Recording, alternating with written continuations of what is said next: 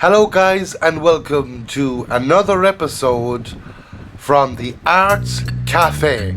I'm your DJ, Steve Jones, and on today's episode of this podcast, we are talking about. Now, for all subjects, remember, I'm from the Republic of Ireland era. Ireland, situated on the northwest Atlantic of Europe. That's always what I'm talking about. That's always where I'm from. Any Americans, Australians, or Asians possibly listening to me, or Eastern Europeans or European mainland, if you're confused, I'm sorry. But yeah, this primarily is for people from the Republic of Ireland. Maybe Northern Ireland people might find this beneficial. I don't know. Anyone who's an expat dying to come into Ireland, I don't know why, but you might find this interesting as well. So, today's episode we are talking about, yes, I'm finally getting to it, housing. House, house, flat, apartment, rental sector. That's basically what I'm going to be talking about in this episode of this podcast. So it's a tricky situation. It's bitter. It's taboo. But yeah, let me first go on about a little bit of past information. Anyone that's familiar with the rental sector of housing or flats or apartments in the 1990s will remember first and foremost how to get a flat was frickin' gold dust. I mean, it was next to near impossible. But if you somehow managed to get an early morning newspaper and looked at the appointments and looked at the section where you'd see the rental being advertised, you would find a flat or an apartment or a house to rent. And sometimes you could get what's known as a bedsit. Now, that was a one-bedroomed flat. And you could get it for £25. Yes, in the 90s we dealt with pounds. We had our own currency. There was no euros at the time.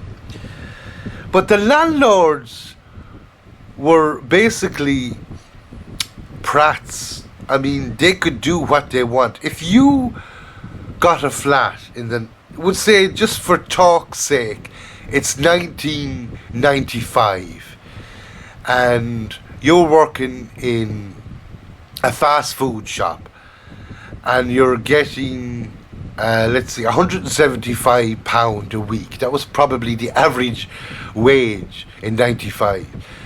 So you were getting that and you were looking for a flat and you found one. And just say it was £70 per week. The deposit on that would be £150. And it was difficult.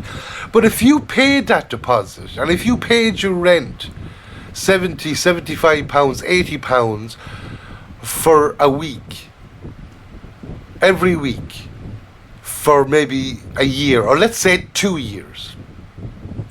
And at the end of the 2 years, you decided, well, there's more opportunity in Mullingar, Portlaoise, Athlone, Dublin, Galway. I want to move. I want to leave here. I want to pack up. You go to your landlord, can I get my deposit back? The landlord would usually mostly reply, oh, well, when you came here, there was nothing wrong with that sitting room door. But since the door is warped and it's damaged, somebody must have kicked the bottom of it, so you're not getting your deposit back. You nearly, mostly never got your deposit back. Now let's move on. It's 2021. Let's see what's happening.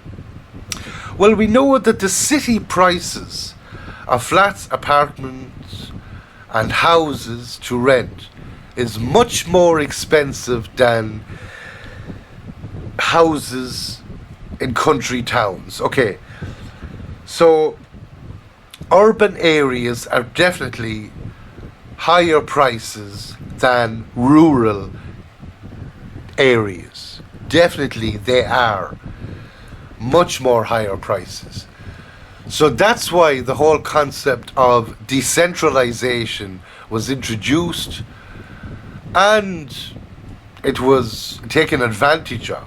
Many, like just say you had someone who was working in Dublin and they were living in Dublin. They couldn't afford the rent where they were staying, so they moved down to, let's just say, Portlaoise in County Laois. It was only an hour's drive. The rent is much cheaper, and they could go to work every morning. Instead of getting up at 9:15 and walking to work when you start at 9, you'd get up at 7 or half 7 a.m. You'd have your breakfast. You'd leave at 8 a.m. or maybe 10 to 8 a.m. and you'd get there by 9 to start work. So it was handier, it was cheaper, it was more efficient for the average working person. Now we have a problem with availability for rental accommodation in the Republic of Ireland. So let's just explore that. Well, I remember, this is going back, okay, this is 2021 now. This is going back to 2010, I believe. I remember hearing a friend of mine, a man, he had a daughter, and they lived in Tullamore, County Offaly, in the Midlands of Ireland. And his daughter was going to college. She got into college in Dublin. So her two friends also got into the same college. It was Trinity College in Dublin, the main city. It's right in the middle of the city. It's just at the edge of Dublin 1 and Dublin 2. It's in Dublin 2. And these three girls were looking for a flat, apartment, or house to rent. Preferably a flat or an apartment, so they could go to college and comfortably blossom in their education and also have the fun of the city life, mature. They were probably just maybe 19 years of age, going into their 20th year, 21, up their 20s. Maybe they'd finish college when they were, 22, 23. It would be a great life for them. But now, and this was 2010. This was 11 years ago. The only place they could find was a house to rent in Dún Laoghaire, which was a long commute to Trinity College from Dún Laoghaire.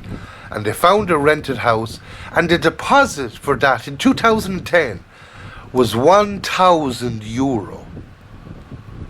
I don't know, I think the house itself per month was something like €450 per week. So they got it, and that's the cheapest that they could get. Fast forward now to 2021. The prices are way more intense. But I remember back again in not 2010, but even 10 years before that. So 21, well, let's just say 20 years before now. 2001. I remember seeing a house in Tullamore in County Offaly, which is a rural area. Well, it's classed as an urban town, but it's a rural area compared to the cities, Dublin, Galway and Cork. It was a 3-bedroomed house situated in an estate, semi-detached, and it was €135,000 to buy. If you looked at the house from outside and looked at the front of it and took a photograph of it and then went in with a measuring tape and measured each room of the house and took those details down on a piece of paper. I remember this, and you went up to Killiney, which is considered County Dublin. It's the south region of Dublin County.